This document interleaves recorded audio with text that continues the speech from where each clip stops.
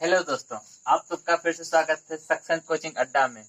मैं श्रीवास्तव आज फिर से यूपी बोर्ड कक्षा 10 हिंदी के दूसरा पाठ कहें या दूसरा लेक्चर कहें, काव्य सौंदर्य के तत्व रस छंद अलंकार में आए हैं। रस छंद अलंकार में हम रस को पढ़ चुके हैं, जो पिछले वीडियो में हम लोग जान चुके हैं। आज हम पढ़ेंगे छंद के बारे में, जो एक बहुत ही महत्वपूर्ण टॉपिक अपने आप में रखता है। हम किसी भी कविता को पढ़ें, समानता हम किसी भी कविता को पढ़ें वो छंद ही है, किसी भी कविता को पढ़ें वो छंद ही है। तो हम इसकी परिभाषा देखते हैं क्या है। यति गति लय तुक। यति मतलब रुकावट, गति मतलब परवाह, लय मतलब लय मिला के पढ़ते हैं, तुक तुक मिलाते हैं आजी बाजी शिवाजी, तो तुक मिलाते हैं। आदि से युक्त रचना को ही हम छंद कहते हैं, आदि से युक्त रचना को ही छंद कहते हैं। देखिए, जब हम गद्य में आते हैं तो गद्य में कोई कहानी होता है, उपन्यास होता है, एक लगातार पढ़ते चले जाते हैं। लेकिन जब हम आते हैं छंद की तरफ या कविता की तरफ, तो कविता में देखिए रुक रुक के पढ़ते हैं, तो वही छंद है। छंद के भेद देखते हैं। छंद के तीन भेद होते हैं। छंद के तीन भेद होते हैं, मात्रिक छंद, वर्णवृत्त छंद, मुक्तक।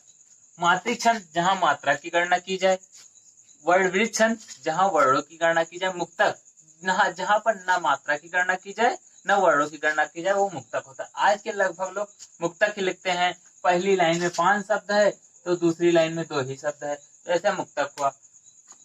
हमको ये पढ़ना नहीं, केवल छंद का इंट्रोडक्शन है, परिचय है।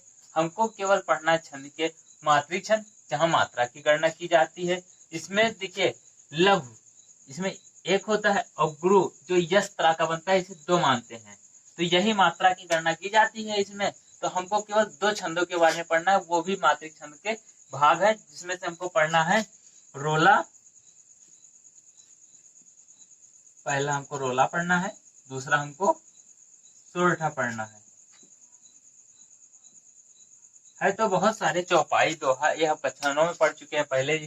लेकिन हमारे पाठ्यक्रम में रोला सोरठा है, क्योंकि हमें अपने परीक्षा की दृष्टि से चलना है ना। ये तो इंट्रोडक्शन, समझना सब कुछ है, लेकिन ध्यान जिस पे ज्यादा देना है वो सिर्फ रोला सोरठा है। ये तो हम सीधी सीधी छंद की परिभाषा बताए हुए हैं, बस और कुछ नहीं है। इससे आपको याद करने की कोई जरूरत नहीं, बस एक बार आप पढ़ लेंगे तो भी आपको समझ में आ जाएगा। लेकिन आप पर ध्यान ज्यादा रोला सोरठा पे देना है। तो हम बढ़ते हैं रोला की ओर, हम बढ़ते हैं रोला की तरफ। रोला देखते हैं। रोला जानने से पहले हम जो गुरु और लघु बता रहे थे, तो देखते हैं गुरु की मात्रा कहाँ लगती है और लघु की मात्रा कहाँ लगती है। देखिए, लघु की मात्रा इस तरह होती है, ये लगता है आ ई उ के साथ, और गुरु की मात्रा लगती है आ ई उ, जिसे छोटा छोटी छोटाऊ के साथ लगता है, और गुरु की मात्रा बड़ा हो जहाँ पे बड़ी हो और बड़ा हो। और वहां भी लगता है जहां पर अगर किसी के ऊपर बिंद है, वहां भी लगता है। चंद्र बिंद है तो वहां भी हो जाएगा गुरु की मात्रा। जैसे हम यहीं पे देख रहे हैं, जहाँ है, जहाँ के ऊपर बिंदी रखी, तो ये 2 मात्रा हो जाएगी गुरु की। अब हम रोला की ओर बढ़ते हैं। रोला की परिभाषा देखते हैं। यह सममात्रिक छंद है, इसमें 4 चरण होते हैं। कितने? 4 चरण होते हैं। प्रत्येक चरण में 24 मात्राएं होती हैं। सीधी सीधी बात यही है, वह इतनी छोटी सी परिभाषा है, यही याद करना है। अब इसे याद कर लीजिए, ध्यान में बिठा लीजिए बस। ये भी 2 नंबर का आता है, परीक्षा की दृष्टि से ये भी 2 नंबर का आता है। 1 नंबर का परिभाषा, 1 नंबर का उदाहरण। तो हम परिभाषा उदाहरण दोनों देखेंगे। केवल परिभाषा लिखेंगे तो हमको केवल 1 नंबर मिलेगा। 1 नंबर उदाहरण का होता है, 1 नंबर परिभाषा का होता है, हमको दोनों लिखना है। तो हम अब उदाहरण की ओर देखते हैं। जीती जाती हुई जिन्होंने भारत बाजी, निज बल से बल मेट विधर्मी मुगल कुराजी, जिनके आगे ठहर सके जंगी न जहाजी, है ये वही प्रसिद्ध छत्रपति भूप शिवाजी। ये हुआ उदाहरण इसका। उदाहरण में मात्रा लगाना सीख लेते हैं।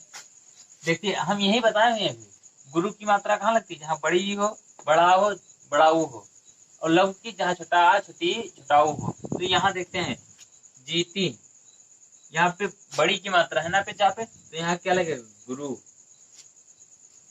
और ता पर भी बड़ी की मात्रा है, तो यहाँ भी गुरु लगेगा। इसका मतलब दो हो गया, इसका मतलब 2, इसका मतलब भी 2। बड़ा की मात्रा है, यहाँ भी गुरु लगेगा। ताप बड़ी की मात्रा है, यहाँ भी गुरु लगेगा। यहाँ पे छोटा ऊ की मात्रा है, इसलिए यहाँ लघु लगेगा। यहाँ बड़ी ई है तो यहाँ बड़ी सीधे लिखा हुआ है तो यहाँ गुरु लगेगा। यहाँ पर ये छोटी की मात्रा लगी है तो यहाँ पर गुरु लगेगा।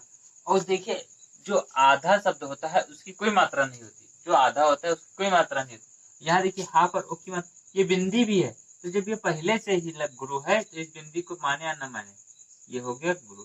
ना पर ए की मात्रा है, ये गुरु। वहां पर बड़ा की मात्रा है, ये भी गुरु। रा पर छोटा छोटा है, बा पर बड़ा की मात्रा, ये भी गुरु। जा पर बड़ी की मात्रा, ये भी गुरु। ऐसे सभी पे लगाना है पूरे पे।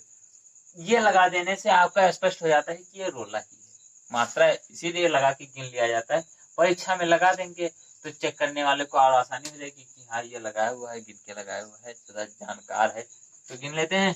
2 2 4 2 6 2 8 1 9 2 11 1 12 2 14 2 16 2 18 2 20 20 2 22 2 24। देखते हैं प्रत्येक चरण में 24 मात्राएं होती हैं।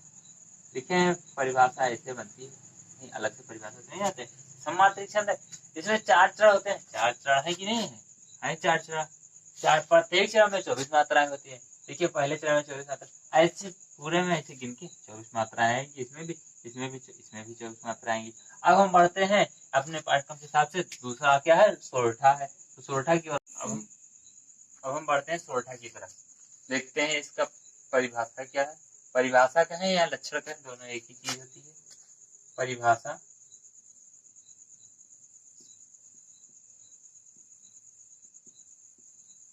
या लक्षण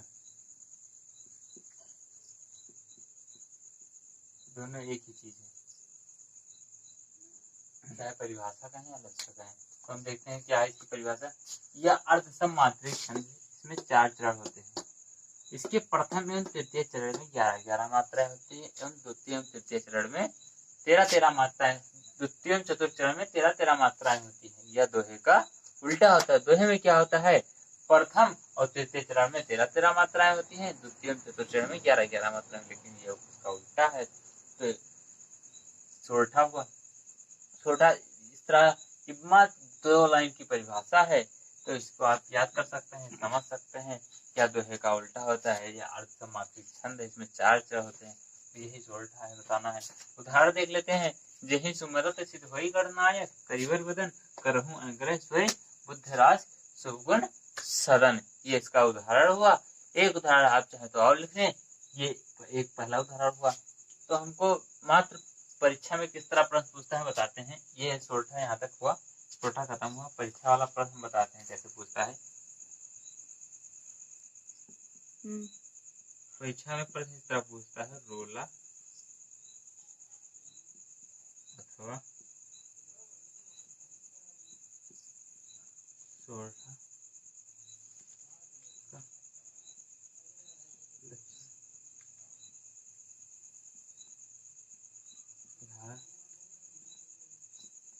सहित दीजिए। ये देता है 1 + 1, मतलब 1 नंबर का परिभाषा है, 1 नंबर का उदाहरण है।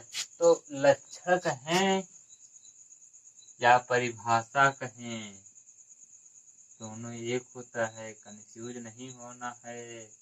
तो हमने इससे पहले रोला बताया, ये सोरठा हुआ। बस इसी तरह होता है, इस दोनों में से किसी एक को लिखना होता है। बहुत ही आसान है, 2 नंबर से पक्की। ये सब आना पक्का है, लेख है, ये पेपर से तो आउट है समझिए। तो ये हमारा छंद हुआ। और रस, जिन्होंने पिछला वीडियो रस का नहीं देखा, और उसका लिंक डिस्क्रिप्शन में है, जा करके रस को देख ले। बहुत ही महत्वपूर्ण बातें बताई गई हैं, तो जरूर देखें। अब हम छंद हमारा आज पूरा हुआ। अगला वीडियो अलंकार पर होगा। तो धन्यवाद।